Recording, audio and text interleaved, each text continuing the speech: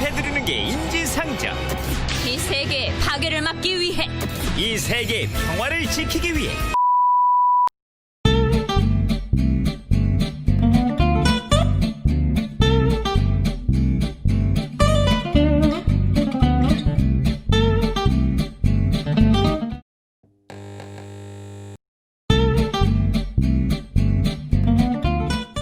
일단 저는 어땠냐고 말하기 전에 뭘 배웠는지를 생각을 해봤거든요. 근데 그때 이제 아마 선배분들은 영화 이론을 위주로 배웠다고 들었어요. 근데 되게 특이하게 저희 학번 때는 강사님이 이제 또 바뀌셨었는데 그때 약간 대중예술 전반에 대한 이론부터 배웠거든요.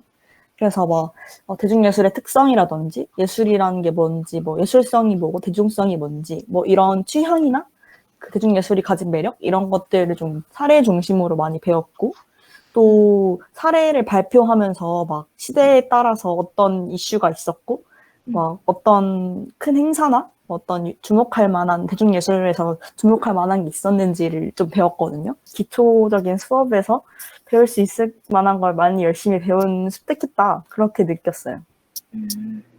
저는 그 앞에 그 18학년 또 그런 수업 내용을 기대했었거든요. 대중예술의 전반적인 내용을 배우겠구나 했는데 되게 그 영화의 역사에 초점이 맞춰져서 배웠던 것 같아요. 근데 이제 무성 영화부터 지금 영화까지의 그런 역사를 알 수 있어서 재밌었던 것 같아요.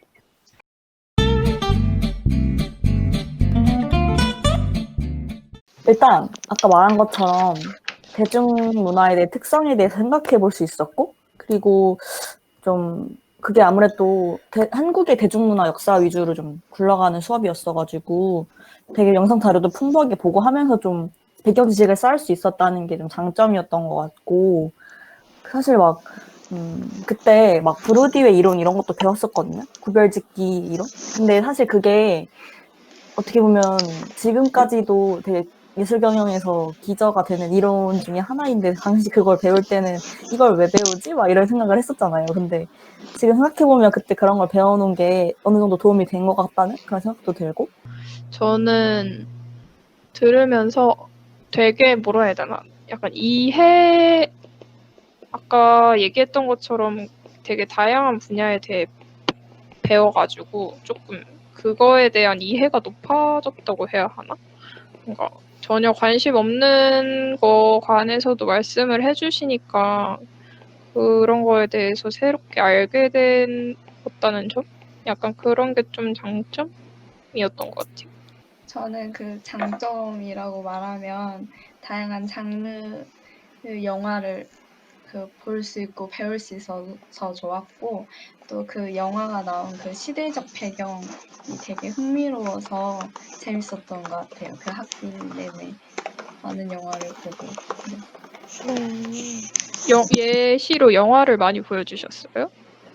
네, 그냥 거의 수업 절반 이상이 약간 영화 보는 시간이었어요.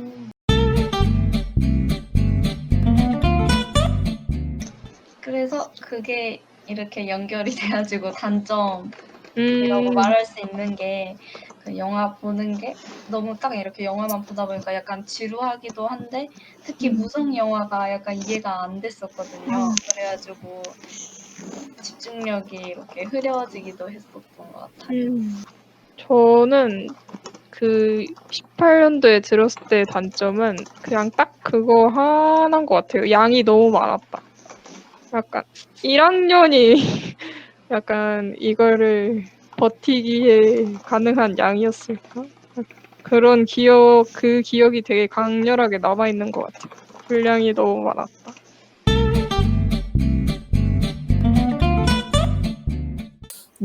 예술사를 어떤 분야 공부할 때 예술사부터 배우는 게 되게 대부분의 학교의 커리큘럼이기도 하잖아요. 그래서 성실히 이때 예술사를 배워놓으면 나중에 내가 뭘 할 때 되게 다 자양분이 되는 거니까 잘 들어두시면 좋을 것 같다는 생각이 듭니다.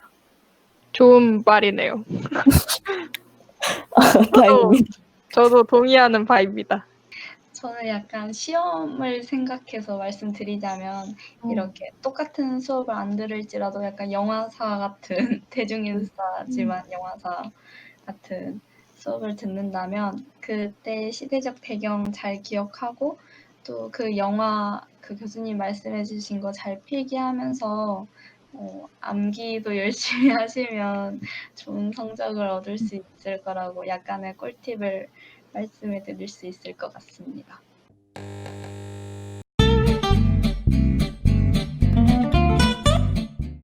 제가 그때 느꼈던 건 되게 정적인 동작을 좀 많이 배웠거든요. 그리고 좀 되게 정적인 장르라고 생각을 했었고, 근데 그런데도 땀이 너무 나는 거예요. 이게 그 온 근육을 다 쓰니까 진짜 이 운동이 되는구나 싶더라고요. 한국무용 수업은 일단 기본기부터 배우거든요. 그래서 이제 기본기 동작들이 한 10분 정도 돼요. 그래서 그거를 연습을 하면서 이제 중간고사 때 기본기 시험을 보는 거예요. 그래서 기본기를 계속 배웠는데 그 기본기를 다 10분 동안 하면 또 엄청 힘들고 그래서 생각보다 엄청 힘들었던 운동인 게 기억나요.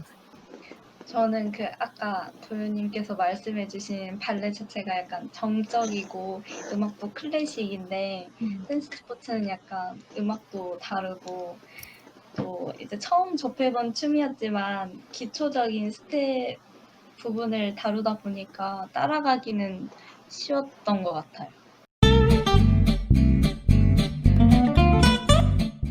저는 사실 발레가 조금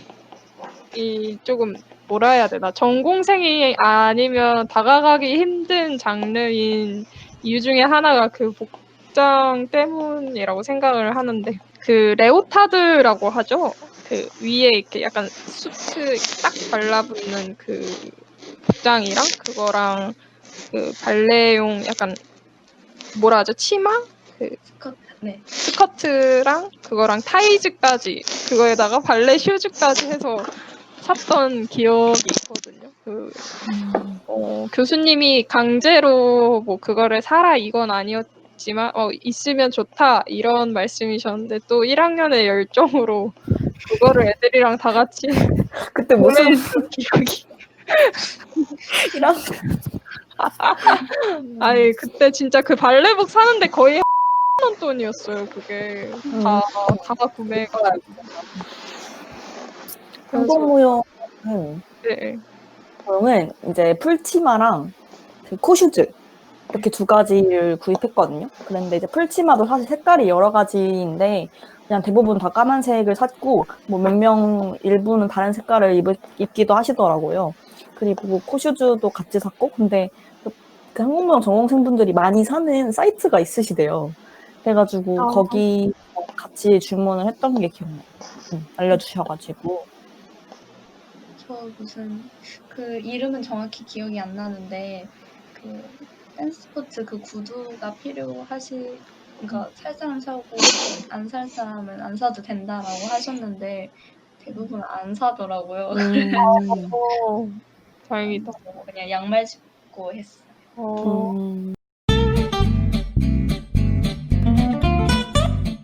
약간 발레 그 수업의 장점은 운동이 된다, 확실히. 단점은 그 복장에 대한 부담감 그 정도인 것 같아요. 그리고 이제 전공생분들은 많지는 않은데 약간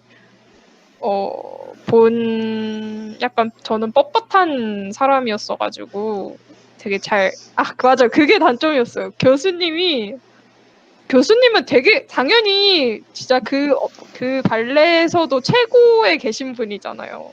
그러니까 교수님은 당연히 모든 동작을 다 쉽게 그리고 되게 쉬운 것처럼 보여주세요. 이 동작 그냥 이렇게 하면 된다고.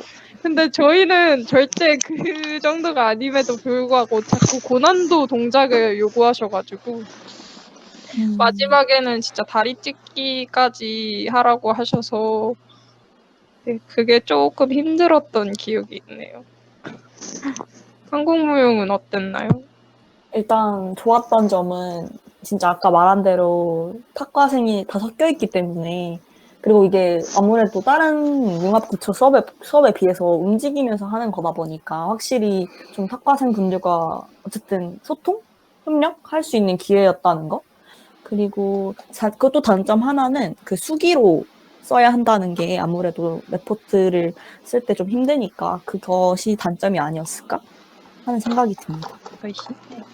우선 장점은 그 아까도 말씀드렸다시피 융합무용이 기초다 보니까 배우는 스텝이 어렵지 않았고 또 재밌었고 흥이 많이 나서 되게 수업 분위기 자체도 신났던 것 같아요. 그래서 이게 장점이고 또 단점은 아까 말씀드렸던 기말고사가 작품을 창작해야 하는 거였잖아요. 그런데 기본적인 스텝으로 할 수 있는 동작이 약간 한정적이어서 그게 좀 어려웠고 창작 자체가 조금 부담감이 있었던 것 같아요.